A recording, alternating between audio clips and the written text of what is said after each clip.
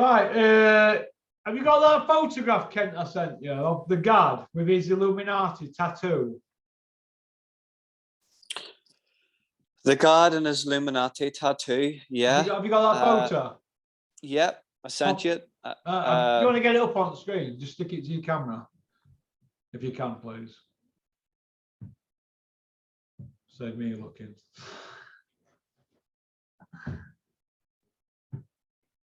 Do we get them days that you don't fancy it, Kent?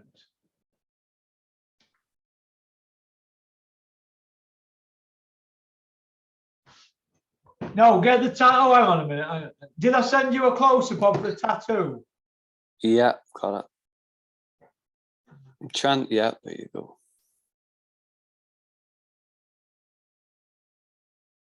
Look at that, kids. That is the God. A utter weirdo. He's got an Illuminati tattoo on his arm. What sort of person does that? Is he a freak, him, or what? He must be in with some right weirdos to be walking about with that. MPs have them on their arms, don't they? Hey, Freemasons and people like that. He's a weirdo, him, mate. A weirdo. And he's crop boxer. He's a crop boxing journalist anyway. You know, he won't. He's just pro Fury. I was talking to somebody the other day about this. Let me just say this. You know these boxing journalists, right? They don't ask proper questions. Have you seen how he behaves then? Have you seen how he is at shows? I've seen him at shows many times. I've seen him at after parties many times. He is a weirdo, mate. He's a strange oddball. You don't see Colin Hart or Pat Sheenan carrying off like them, do you? Like him. Do you know what I mean? He was trying to do roundhouse kicks in a nightclub other week. He's a weirdo, mate. And your laptop in, Gav. You know what somebody said? The other day, they said to me, they said that Johnny Fisher wins the world title. I said, Johnny Fisher from Romford Bull. Going, yeah, wins the world title. All right. You know, when you get into these discussions with these casuals, right? They think it's, if they've heard anything on IFL, they think it's gospel, you know. I think there must be medication out there for these casuals that believe things like that. Because that Johnny Fisher hasn't shown me nothing, mate, yet to suggest he's going to win a British, never mind a world title. I don't know. I keep seeing more of it. I see more of his father than him on the internet. All right. I actually can't get into conversations with casuals about boxing. I don't do it. I can't do it no more. It's too painful. It's too time consuming. It's an absolute waste of. It's like I would actually rather hit my head off a brick wall than try and talk about boxing. The casuals. It's just an absolute waste of time. Johnny Fisher's just the next gimmick boxer from Matchroom. He sells tickets. Well, allegedly, he sells tickets. He's got that Bosch saying and all this and all. You know, you see things like that in comics, like Beano, Bosch, Pow, Zap. They're talking about him next with Lovejoy, with that guy Lovejoy that fought Manuel Char. You know the Lovejoy that Dave Allen was meant to fight, but he was signed to a Don King contract. That there's talk about him and Lovejoy next, and that just, you know how bad Lovejoy is. That shows you how serious they are about him fighting for a world title. I just put Dave Allen in with Johnny Fisher and let Dave have his moment in the sun again. He's itching for it, isn't he? I don't think I heard what Rico basically the other day put the nail in the coffin for Dave Allen. You know, Terry's been talking about for the last few months on his podcast about how the British Boxing Board of Control now are actually getting really strict with medicals and this and that because they're getting sued again. So if Dave Allen's on TV talking about head pain and headaches and he's slurring his words and He doesn't know what day it is. How can he get licensed? And how would any promoter want to promote him in the first place? So Yeah. I can't see Dave Allen ever being on a DAZN Matchroom card ever again, especially after all that. Okay. Decker and Dean Lynch. People keep asking me what I thought about it. Did I watch it? Did you watch it? Yeah, I watched it. What do you think? I tell you what, I seen the last few fights, and I kind of like watching. You kind of see a lot of that on YouTube. The unlicensed, the bare knuckles scene. I've actually got a really good book at the minute. I'm reading the Governor book. Joey Pyle Jr. Wrote this book. It's class. So you look at all these guys that don't want to fight each other for millions and millions and millions as professional boxers, and you've got these type of guys going on and fighting probably for less than 1% of what them guys are doing, and it's absolutely brutal, to be honest. Absolutely brutal. Well, we're going to see what happens moving forward, aren't we? But I thought they gave it a draw, didn't they? I don't know the way it works. There was 2 fair play men, and I think before anybody gets hurt, they shake hands and they clear the beef or whatever. So I don't know the rules on the fair play rules, but at least they shook hands afterwards and well, listen, quashed their beef. Right, 195 seconds into the fight, Dean's been dropped 3 times. Right, another minute after and the fight's over. So, is it a draw? Is it a win for Decker? Who won? Nobody's saying, are they? They're all grew bugs and that, wasn't it? End and all that. So I don't really know if there were any beef there to start with. I don't know, mate. I don't know, but it looked like they got stuck in. And it was a decent fight, didn't it? Yeah. They were too big, yeah. One it, other guy. Arms were too long, too big, too experienced on him. But the other lad got stuck in, didn't he? So he has to be given credit, didn't he? Yeah, they're very brave, very, very brave. You know, those guys are on fighting like that, and there's heavyweights and boxers out there that don't want to fight each other for millions of pounds. So yeah, it was very, very brave. Jeff Mayweather, do you think he looks like that guy out Live and Let Die? Kananga. Is Jeff Mayweather Kananga in disguise? Answers on a postcard, porkycorner@mail.com. Is the Gad in the Illuminati? Is Big Meech going to grow a pair and fight in Saudi? For 70 million, he will. Canelo's 10-fight deal with DAZN, what happened to that? What did we Golden Boy when he got that? Yes, I think it's like the whole thing about it is that actually Canelo's a promoter. He's a registered promoter now, and he basically manages himself. He picks and chooses where he wants to go. He can do what he wants. The whole last fight with Bivol, he was totally schooled. I thought Bivol won at least 10 rounds in that fight, and they looked lost. Him and Annie Risotto looked absolutely lost in that fight. I think it was kind of cherry picking going wrong, and I think it was good for boxing that he lost, because they were just monopolizing on absolutely everything, jumping up and down weights, picking belts, doing whatever they wanted.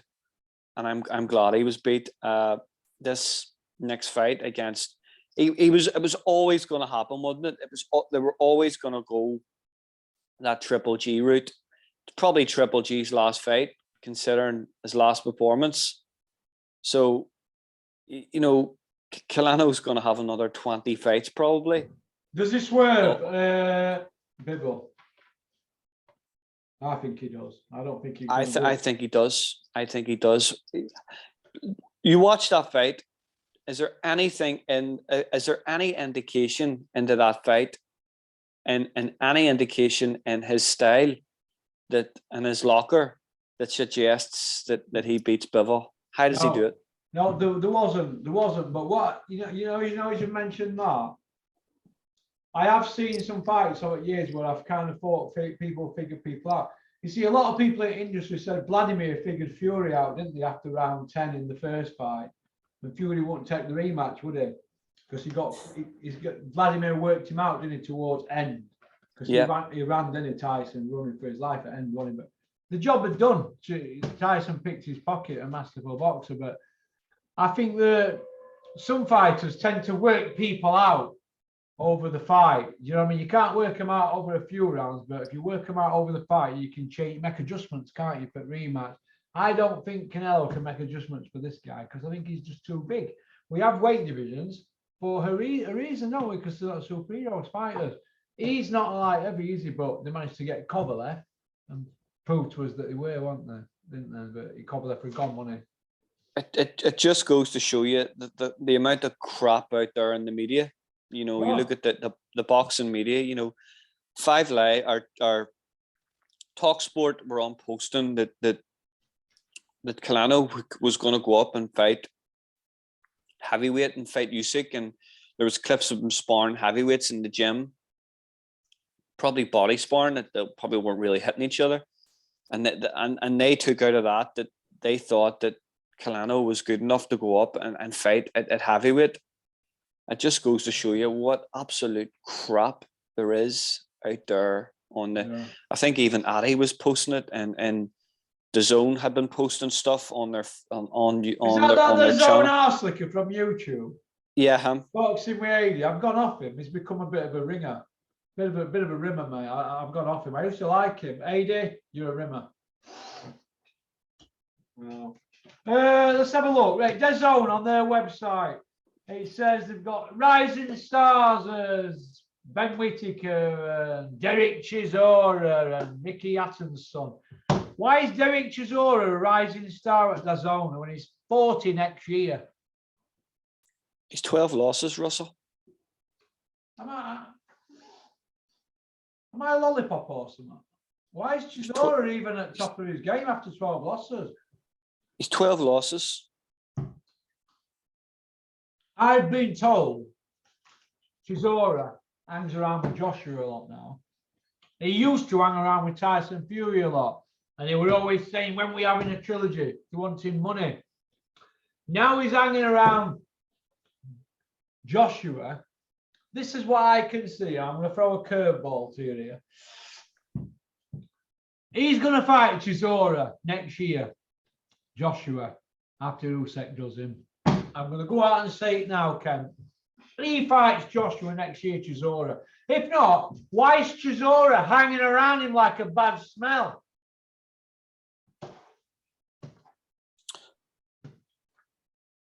You know, the whole David Hay thing was another thing as well. You know, hung around him, didn't he? He hung around David Hay because these people, Fury, David Hay, Joshua, big followings. So what Chisora does, 12 losses, talking like Scooby-Doo, he piggybacks on them, doesn't he? I know what he's on with, mate.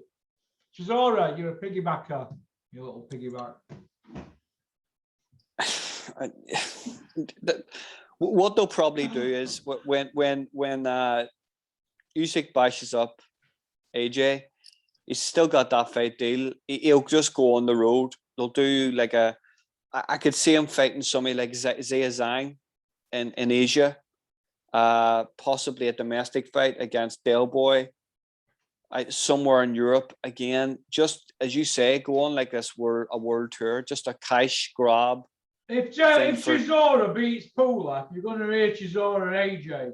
I'm telling you now, mate, Chisora's no fool, mate. He's hovering around people with big followings like a bad smell. Trust me, he might even fight A again. These people don't care. They're going to bed with a snake if they get money. They're not going to go job centre, are they? The very fact that he was Tyson Fury's best mate for years, now, right up until the Dillian White fight, you know, him and Dillian White absolutely hated each other at one stage. Yeah. Then he's going to bat against Tyson Fury. So, yeah, it was bizarre. It was nice signed with AJ's company and that there, and he's on the payroll and that. What next? I actually think Pulev beats him. Well, maybe he might do, but they're both short, 2-0. What's next for Dubois, Kent? What do you reckon? I see the way I see it is that Frank Warren hasn't invested anything really in Dubois' career until Joe Joyce, and he was found out in that fight. He lost. I see Frank doesn't have the budget of the other promoters, so they'll be it safe. I see next for Dubois will be Lucas Brown or Jonathan Goodry, who beat the Curry Scott on that undercard. You've seen the whole thing with Lucas Brown. Lucas Brown appeared in the WBA rankings the week of the fight against Junior Fa. So did Cash Ali in IBF. Top 15. He's top number 11. Well, Cash Ali beat a 2-1 guy, like, so I suppose beating a 2-1 guy gets you ranked into the IBF number 11. You know, ahead of like Cash is actually ahead of Otto Wallin, Huey Fury, Seiya Zhang, and Sanchez. And yet Huey's paying him to spar him 2 months ago, down it. And Huey's paying him to spar him, but I see Dubois and Lucas Brown next. So I do. You could make it up, couldn't you? So basically, just doing what they want, these organisations, aren't they? Let's have a look. Julius Francis's punch on some guy who was some Mr. Do-Rag man, whatever they call. What's a do-rag? Is that one of the mats he had on somewhere? Yeah, something like that. I don't know. So basically, the do-rag man's been smoked. Is Julius Francis getting into trouble? I hope not. No. The police have already said that they weren't gonna. You know, this guy obviously looked like he was chemically enhanced. Chemically enhanced? Is that what they're using? Now they want to come here. Well, that's what I'm saying anyway. To want to come to Rotherham? Want to come to Rotherham and go have a look around town centre and see some people? The guy looked like he had been using. He was running around being a nuisance, and Big Julius put him in the orbit, didn't he? Really? Ken, is that what they call it in Ireland? Using? Listen, mate, he looked like he had used. To me, he wasn't using. He used, and he done everybody else's in as well. And I think Julius done everybody a favour that day, and it was funny. 1 minute he's throwing punches, and the next his mates are get him in the recovery position. It was comical, absolutely. I like Julius Francis, Russell. To be honest with you, I thought he was a good heavyweight. He was a domestic level heavyweight. He actually fought Vitaly Klitschko. That's a pig Michelin man. Yeah, he fought Vitaly Klitschko. He fought Mike Tyson. He won the British Commonwealth title. Really good fighter. Yeah, well, he did. How come he's not a pundit like David Price then? How come he's a doorman? Well, he was a pundit on Sky for a while. Yeah. He was a pundit on Sky for a while, and he actually did MMA. He did MMA for a while as well, and he was a pundit for Sky. Then obviously Sky had that whole big changeover, and they brought through all their cronies and mates and pals. But yeah, I like Julius Francis, Russell. He's a good guy. Okay.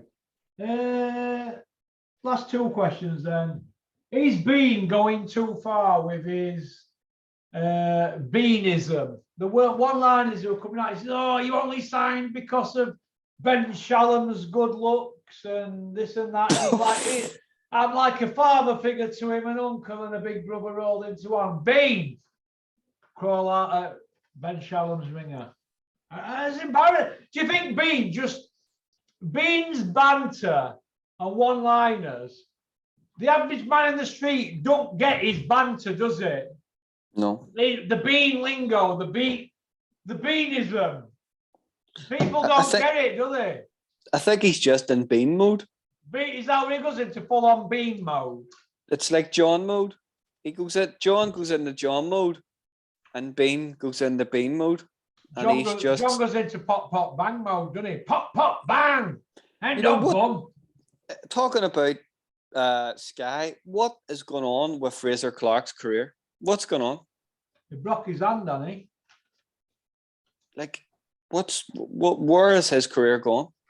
I don't know, but what we need to talk about is Max. Max won in the second round last night in Prague. 2-1. 2-1-0. 2 by way of. He's probably got a bigger following than Fraser Clark. Max has. Max is the man. He's taking it serious now. He's putting the division on notice, aren't you, Max? I'll get Max on tonight when I get home tonight. I'll get him on. Him and Julian. They can't fly back well tomorrow, bless them. I bet Julian's bored to death out there. Max, while you're out there, Max, and you've got an extra couple of days, go buy yourself a skipping rope and knock some pounds off. Start as you mean to go on, Max. Right. What next for Daniel Dubois? We spoke about that, didn't we? Yeah. Let's have a look. Not really much to go on. We spoke about Saudi. Martin Bakole. Martin McCauley then, and Spencer. Not Spencer Pearson. What's the other one? Martin McCauley. Oh, Spence-Crawford. Let's talk Spence-Crawford and we'll finish on Crawley. October, isn't it? Spence-Crawford, according to BBC, is it, brother? If it doesn't happen this time, I never want to talk about it again. It's never going to happen. Now, if them two fight in a glamour division, welterweight, whoever wins is the best in that division. We agree, don't we? Yeah. Yeah. Right. Do you think that they've got too much to lose, both of them being undefeated and big stars in America from the same promoter? Do you think it won't happen? I can't see it happening. I think it's a great fight, though. Okay, Martin McCauley, Kent. What a win. What a win. Amazing. Meet him. Billy Nelson gets a lot of stick and for backing his guy, but what's he supposed to do? Say he's shit. I like Billy Nelson. I've no problem with him. Like he stuck by Bakole. You know, Bakole had that loss to Michael Hunter on Channel 5 on a McGuigan show, and the shoulder injury, and it looked terrible. He looked terrible that night, and he come back. He's backed him the whole way. I remember watching Bakole against Marius Vac, and I watched it on a stream, and nobody has beat up Marius Vac the way Bakole. Go and check it out, Russell. And I said to myself, like, no one at that stage had did that to Marius Vac. And I mean, he battered him. He absolutely battered him.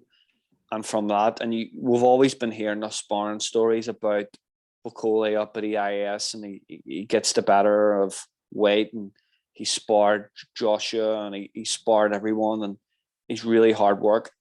He showed it that night, and honestly, like, I hope they get a big. They're sitting on a really big fight now, or it's just made everyone say, why would we want to fight this guy for?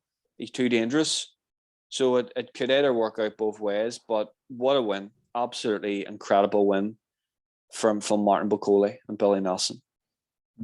What do you think's at punditry at weekend? Which show? Oh, Sky. I thought Natasha Jonas came over all right. David Price and Crawler were on one short weekend, weren't they? Really good, yeah. Listen, I like Anthony Crawler. He's a great guy. Really speaks very, very well.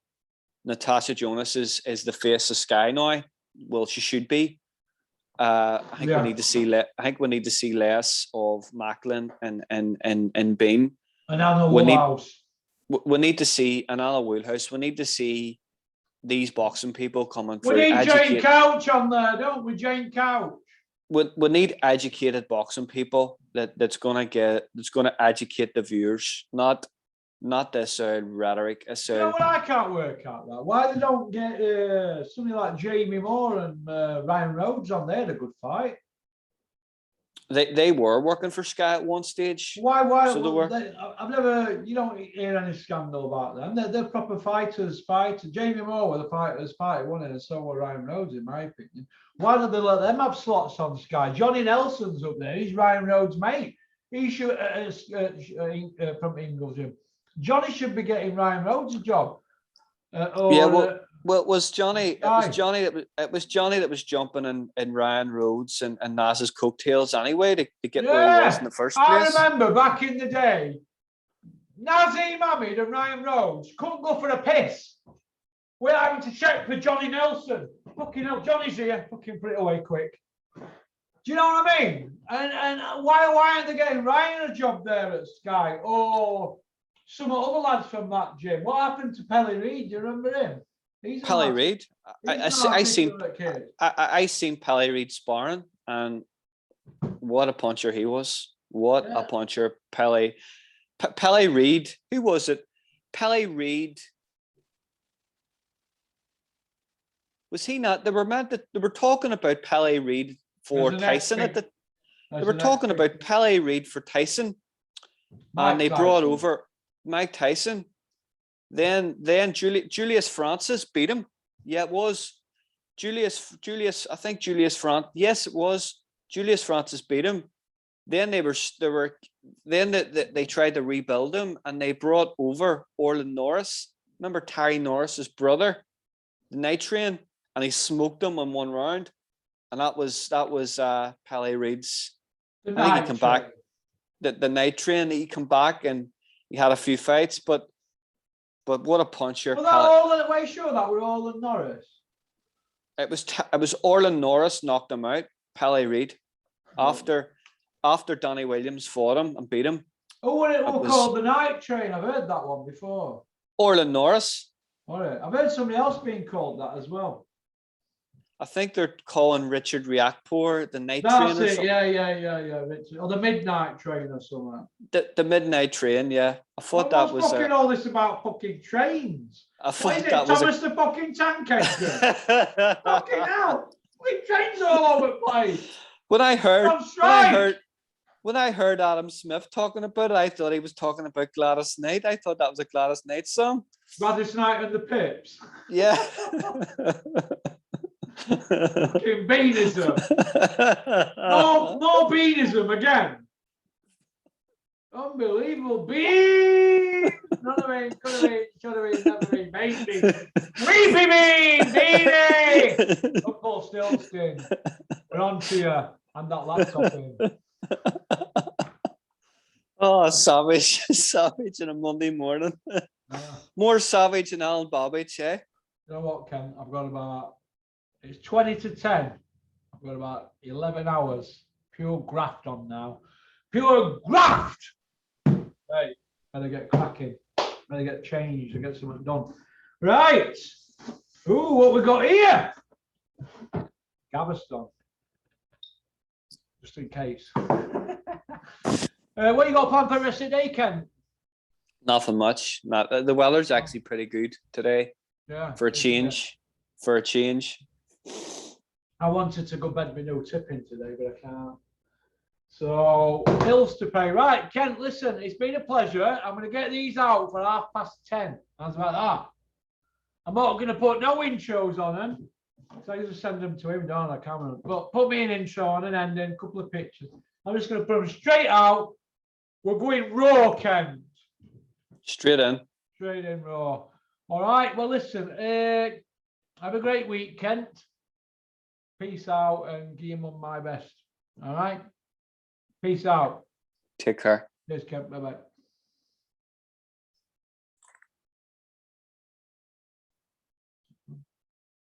Oh, that were Kent Swan from